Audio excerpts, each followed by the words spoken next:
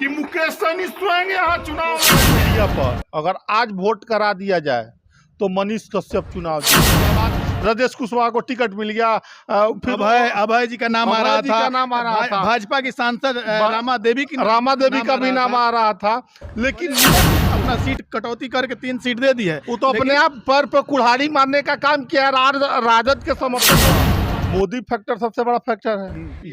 मलाहों का नेता सिर्फ और सिर्फ मुकेश सहनी है। नमस्कार, स्वागत है आप सभी का। मैं हूं संतोष और आप देख रहे हैं तिरहुत दस्तक। लोकसभा चुनाव का जो सीटों का आवंटन हुआ है उसको लेके अभी सबसे ज्यादा जो चर्चा चल रही थी मुकेश सहनी को लेके चल रही थी, और मुकेश सहनी को राजद के सीट में से कटौती करके उनको 3 सीट दिया गया है, और 3 सीट जो दिया गया है वो झंझारपुर, मोतिहारी और गोपालगंज में दिया गया है। राजद के द्वारा जिस प्रकार से उनको सीट मिला है, हालांकि निषाद समाज को आरक्षण की बात कर रहे थे, उनके द्वारा यह चीज बताया जा रहा था कि जो निषाद समाज को आरक्षण देगा वो उसके साथ जाएंगे, लेकिन उनको आरक्षण तो मिला नहीं, उसके बावजूद वो राजद के साथ क्यों चले गए। हमारे साथ चंपारण उदय न्यूज के संपादक हैं, इनसे बातें करेंगे आज इस सीटों को लेके।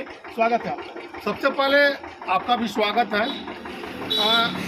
बिहार में सीटों का बंटवारा हो चुका है, और जिस तरह हालांकि देखिए सबसे ज़्यादा माथा पटौल अगर किसी में है, माथा पेची है तो महागठबंधन में है।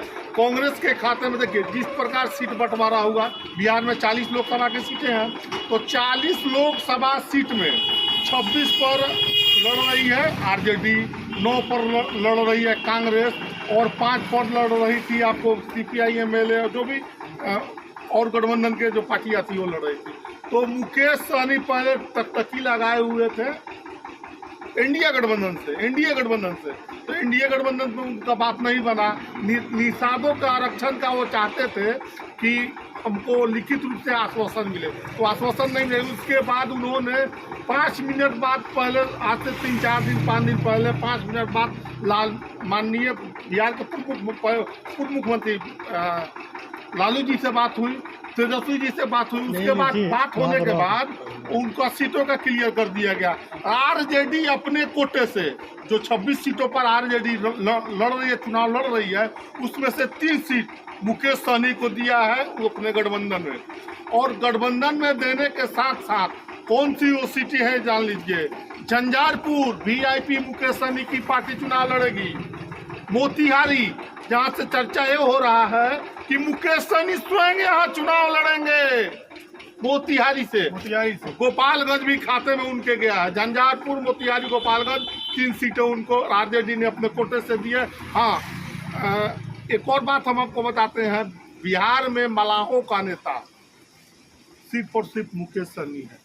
मुकेश सहनी जानते हैं, जैसे कि आपके द्वारा बताया जा रहा है कि 3 सीटों का आवंटन जो हुआ है वो राजद के सीट से कटौती करके दिया गया है। तो यहाँ मेरा एक सवाल है, क्या राजद अपने नेताओं पे भरोसा नहीं कर रही है? देखिए वो तो उनका बात है ना। नहीं, जिस प्रकार से वहाँ सीटों का आवंटन तो हो चुका था, और सीट कटौती करके मुकेश सहनी को सीट देना कहीं ना कहीं बड़ा सवाल है। देखिए एक चीज हम आपको बताते हैं, हम तैयारी करें मोतिहारी से, हमको सीट दे दिया पाटलिपुत्र, तो हम चुनाव जीत जाएंगे। तो क्या उसी तरह हुआ था? क्या उसी तरह हो रहा है। और एक और बात, राजनीति में बोरा का नाम सुने हैं? बना बनाया बात है, बोरा का नाम सुने हैं? तो जो जिधर ज्यादा बोरा गया उधर का काम धोरा हुआ, मालूम है ना आपको? यानी कि आपके हिसाब से बोरा गया है, जा रहा है ना। तो जिस प्रकार से आप बता रहे हैं मलाहों के नेता मुकेश सहनी है, और एक तरफ उनको भी टिकट दिया गया है, तो कहीं ना कहीं कुछ बात है इसमें। देखिए बात ऑन चैनल इस चीज नहीं बोल सकते हैं, बात में ना आपको समझा सकते हैं। दर्शक लोग समझदार हैं, खुद समझ जाएंगे।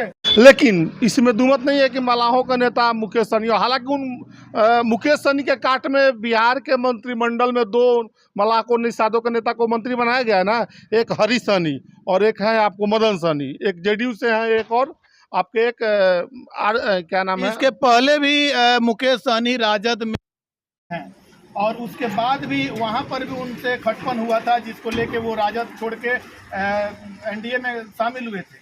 लेकिन अभी जो फिर से उनको 3 टिकट दिया गया है, तो क्या लगता है चुनाव जीतने के बाद वहां पे वो अस्थायी रह पाएंगे? देखिए राजनीति संभावनाओं का खेल है। आज ही हम घोषणा करते हैं, राजनीति संभावनाओं का खेल है। अच्छा, कोई सोचता था कि अजय निषाद का टिकट कटेगा, 4 लाख वोट से जीता है, मुजफ्फरपुर का सिटिंग एमपी भाजपा का है ना, और उनका टिकट कट गया और रातों रात शामिल हो गए कांग्रेस में, और वहाँ से टिकट लेने के लिए प्रयास में है ना।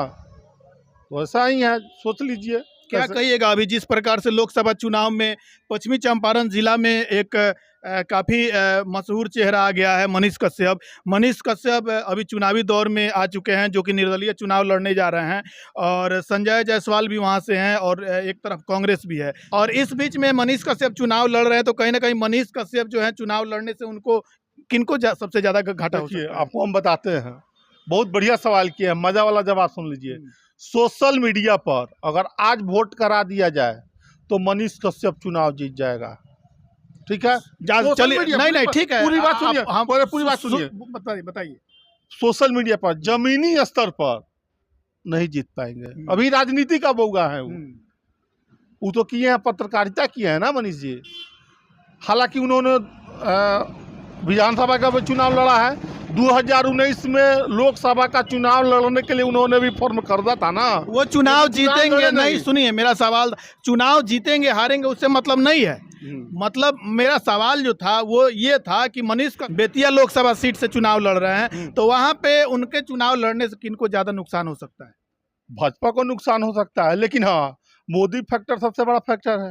ये चीज आप जानते हैं ना। एक बार मोदी जी का रैली हो जाएगा, अभी रैली हुआ है ना, तो मतदाताओं का मूड बदलता रहता है ना, तो पार्टी का लाभ जो रैली होता है उसका ऊपर ज्यादा पड़ता है, पता है ना। यानी जिस पर से आप बोले कि मलाहों के नेता मुकेश सहनी है, दूसरी ओर आप बोल रहे हैं मोदी फैक्टर, तो कहीं ना कहीं तीनों सीट जो मिला है मुकेश सहनी को, वो निकालने की संभावनाएं कम है।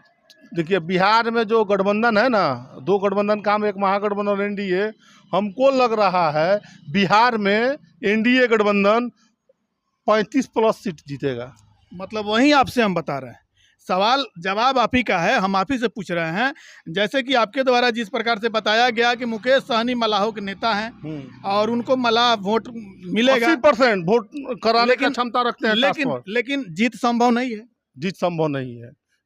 मोतिहारी में खड़ा होंगे ना, यानी कि मोतिहारी में उनका अगर पितामह खड़ा होते हैं, यानी कि एनडीए से अगर उनको एक भी सीट मिलता तो वो चुनाव निकल सकता। लेकिन आज के समय भले राजद अपना सीट कटौती करके 3 सीट दे दी है, वो तो अपने आप पर कुल्हाड़ी मारने का काम किया। राजद के समर्थक लोग भी इस बात से नाराज हैं।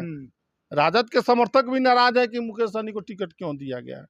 आपको घूम रहे हैं, क्षेत्र में घूम रहे हैं, आपको भी जानकारी होगा ना, जानकारी होगा आपको कि आरजेडी को टिकट अपने सीट देने से उनके समर्थक लोग अंदरूनी तौर पर खफा है।